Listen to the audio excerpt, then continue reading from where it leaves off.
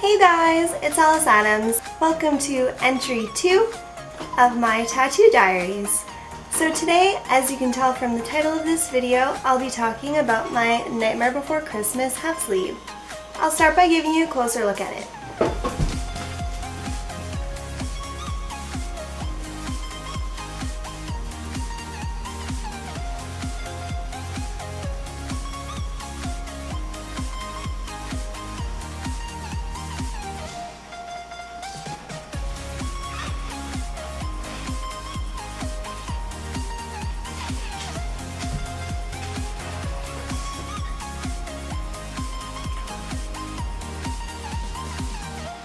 So I started this tattoo when I was 18 years old. I got it done at the Twisted Doll in Sudbury, Ontario by Hugh Bastard. Since then, he's actually opened his own studio called Studio 613 in Sudbury, Ontario. When I got this tattoo, it was very special to me for a lot of reasons. Well, first, it was the biggest, most visible tattoo I was gonna get at the time. Well, still is the biggest, if you count the bottom of my arm. But we'll talk about that in the next entry. So, The Nightmare Before Christmas came out the year I was born in 1993, which is kind of interesting. And it was the first movie I had seen as a child that wasn't frilly princesses and fairies and like it was absolutely obscure and totally different than anything I'd ever seen before. I was about 3 years old when I saw it for the first time. It was interesting too, and I feel like it kind of set the tone about who I was going to be as a grown person, because all of my cousins and little friends that would watch it with me were always so scared of it. It's actually really scary for kids to watch usually, if you think about it. Like the whole, I am the one hiding under your bed, teeth ground sharp and eyes glowing red. That shit freaked me out, but it also fascinated me, and that's the difference. I feel like somehow it kind of taught me that you don't have to be a Disney princess to be interesting and cool and beautiful. I also absolutely loved Halloween, so I mean the whole Halloween Town aspect of it was really cool to me also. So it became a bit of a tradition for my family to watch it at Halloween and at Christmas. And as the years passed, I started watching it Halloween, Christmas, and Valentine's Day and Easter, and because the part of the movie where like they have all the different doors that you could go into for the different holidays, I was like, well, this is festive as fuck, like I need to watch this all the time. I'm pretty sure I annoyed the crap out of my parents and my brother. Yeah, so that was probably like the deepest part of the reason why I got this tattoo.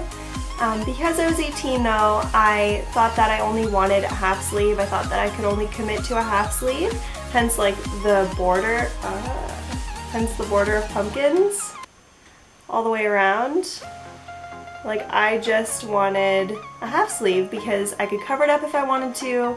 I mean, as much as I absolutely loved hairstyling, I was a little newer to the industry, so I didn't want to totally commit to that yet. But I basically went in and I told Hugh all my favorite characters from the movie that I wanted in this sleeve, and it took him like 3 weeks to come up with a design for me because I was so specific but also vague in the sense that I wasn't like, this is exactly how I want it. I was like, it needs to have all these people in it, and it needs to have the swirly hill, and I want to have Jack dancing with Sally somehow and her arm kind of coming apart, and I want Zero's grave. So I was like just kind of throwing this jumble of ideas at him, and you know, he friggin' nailed it. He totally pieced it together so well.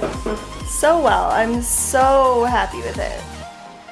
I do need a touch up because it's been some years now, but I still love it. It's definitely one of my favorite tattoos. It's super meaningful to me.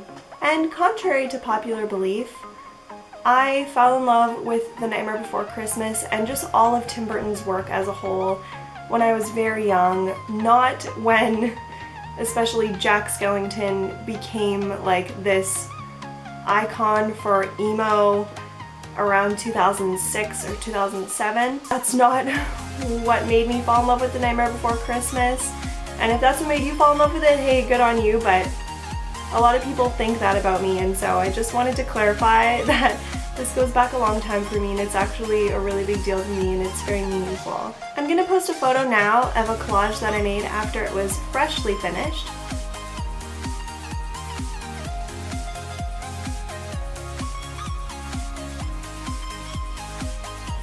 And if you guys have been following me for a while, like, you've seen the progress of getting this tattoo done because I was making little updates as I was working on it. I'll link a few old videos, oh my gosh, so embarrassing, but I will, down below, just so you can get an idea of what it looked like when it was outlined, and then what it looked like with a little bit of color and stuff like that, because it's really neat to see like how far I've come with my tattoos. Saying that, I think I might want to add, see these bats up here? I think I want to have them like come up and fill in this area between the two tattoos. I think that'd be cool to tie them together. Well, you guys, thank you so much for watching my second tattoo diary entry, and stay tuned for more entries to come. I've got lots of tattoos, so I've got lots to talk to you guys about. I hope you guys have a super awesome day. Thanks for stopping by. Please subscribe to my channel, and please give me a thumbs up. If you have any comments or any requests of other tattoos you'd like me to talk about, please comment down below. I'd love that. Have a good day. Bye!